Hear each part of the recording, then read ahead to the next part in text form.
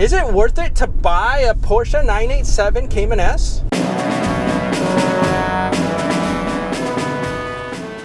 This video was recorded before I bought the cheapest Porsche 911 Carrera Coupe in the United States with under 100,000 miles on it. But I still think it's valuable because you might be thinking of buying a Cayman S, and it was one of the models that I almost bought. So enjoy, and yeah, I normally don't trust a guy in a van, but hey, at least I got a Porsche again now. If you saw part 1 of this 8-part video series, and this is part 2, that is about pros and cons about various Porsches that I'm looking to buy. You know that I sold my 986 Porsche Boxster recently. To help myself and potentially to help others that might be going through the same kind of thing, trying to decide what to buy, I'm making a series of videos of pros and cons. My previous video was the pros of buying a 987 Porsche Cayman S. Now we're going to look at the cons. If there are any cons, we'll see. So here are 3 cons of buying a Porsche 987 Cayman S. Con number 1, no back seat. The Porsche Cayman S is similar to what I had with the Boxster, where it's a 2-seater sports car. Pure 2-seater sports car. Because of this, you have no option for a back seat. So most of the time, I use mine to commute back and forth to work, and not having a back seat really isn't a big deal. In fact, it was kind of handy because if I didn't want to take a bunch of people out when we go out to lunch or something, I don't have to. I can only get one. However, I do have 3 kids, and they're fairly young and thin and small, and they would fit inside, say, the back seat of a 911, but they won't fit inside the back seat of a Cayman since there is none.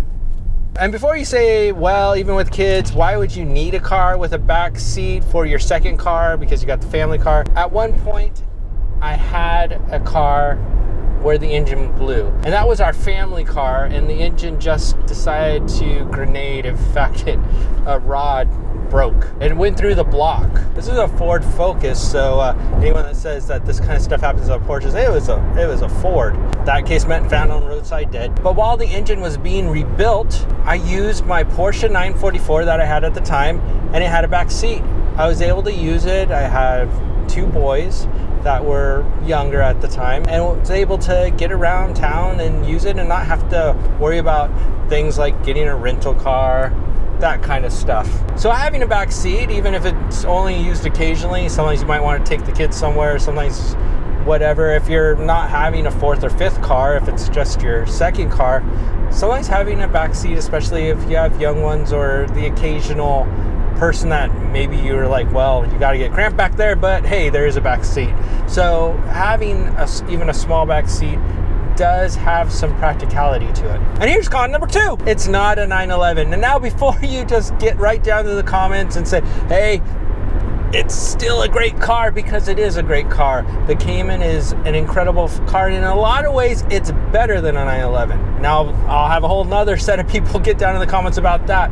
I drove when the 991 Porsche was newer, and the 981 Boxster and Cayman. Those were the most recent cars when they first came out. I drove the Boxster S, Cayman S, and 911 Carrera S back to back. In that experience, the car that I had the most fun with on the road, even though it didn't have as much power as the 911, was the Cayman. And I think it was just because the roads I was driving, it was a lot of very good usable power, and it really was just a fun drive. And I think that was the best car out of the 3, at least on the road. The limits of the 911 are so high that you can't use most of the performance on the road. The Cayman still has super high limits, and it's getting to that point as well. But you can use a lot more of it on the road, and the package is just about perfect with its mid-engine handling and those characteristics. However, it's not a 911. And what does that mean, right? What does it mean that it's not a 911? Well, not just that you couldn't pay as much, because that's what a lot of people will say. Well, it's not a 911, so hey, you don't have much money. Hey, any Porsche is expensive. So it's not about the money. But by not being a 911, it doesn't get quite the money thrown at it from Porsche. 911 is their bread and butter. It's the car that they're known for. Yes, they've got other high-powered, they had the 918 Spider, Carrera GT, 959, But the car that they're best known for is definitely the 911. It's just been around forever, pretty much. And when you think about Porsche, you think, hey, 911, right? Because of that, it gets more money in development thrown at it. Materials are slightly better usually, things of that nature. So in that way, it's not a 911. If you take the 987 Cayman S and put it against a 997 Carrera or Carrera S, the Carrera S is going to feel a little bit nicer. It's going to have some nicer materials, some of the underneath stuff very similar in a lot of ways, but there will be some better things in the 911. Is it enough better to warrant going for the 911 over the Cayman? In most cases, probably not. I mean, the drive in the Cayman was great, but it is a factor. And con number 3, depreciation. Depreciation of the Cayman S is low. It's gone down.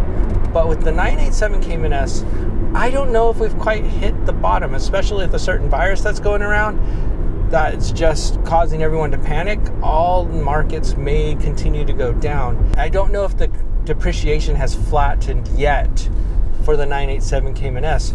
A lot of 987 Cayman S's .1, 987.1 right now are going for right around 25 to 30,000 depending on mileage and condition. That's a lot of car for the money, but that still seems like to me that it's going to go down a little bit more. I think we could see them hit into the 20s here in the next few years. Will it go lower than 20 for a really good example? I highly doubt it. But versus something like a 996, the one advantage to the 996 is the Cayman's the better car. It's just more modern. The interior's a little bit nicer, or at least most people will think that. Most people prefer the Cayman's styling over the 996, especially, I don't know why, but people hate those headlights. A lot of people hate the headlights.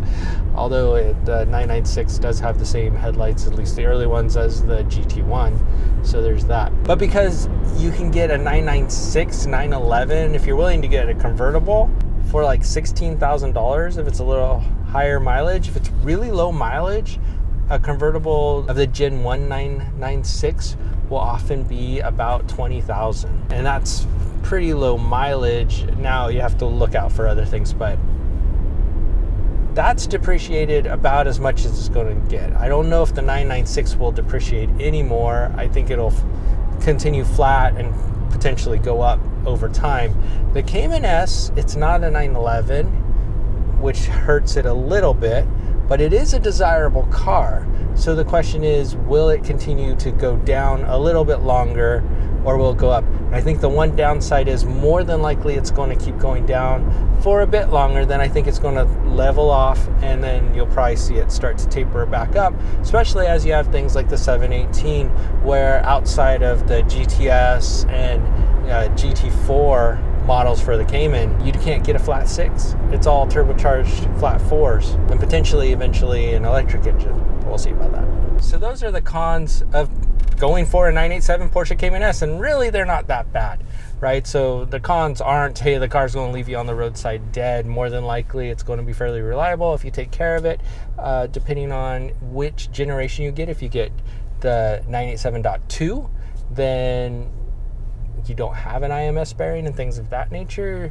So there's certain things where, depending on what you get, the earliest ones do have an IMS bearing. From 2006 to 2009, there is an IMS bearing that you have to open up the case to replace, according to Ellen Engineering. Of course, they also want to sell you stuff for it, but I have heard of some people being able to drill it out. I don't know exactly how that would work, but things might be able to be done without taking out the case. However, it is a bearing that can handle more loads, so your chances are pretty slim of it failing, but there is a chance. But of course, there's a chance of your engine failing all the time from who knows what. I mean, you take care of it and more than likely it'll last you a decent amount of time, but things happen, like I was talking about earlier. I had a Ford Focus. Literally, I was backing out of a driveway and the rod blew. So you never know. It wasn't like I was over revving it or anything like that. happens. So thanks very much for watching. So if you haven't already, make sure to subscribe. With every subscription, a donation will be made into your name. The Buy a Middle-Aged Man a 9/11 fund, possibly a Cayman. We'll see. His name's David, and that car will be in my garage. And if you're a regular viewer, thanks so much for watching. You guys really do make this all possible and fun. I'll catch you next time.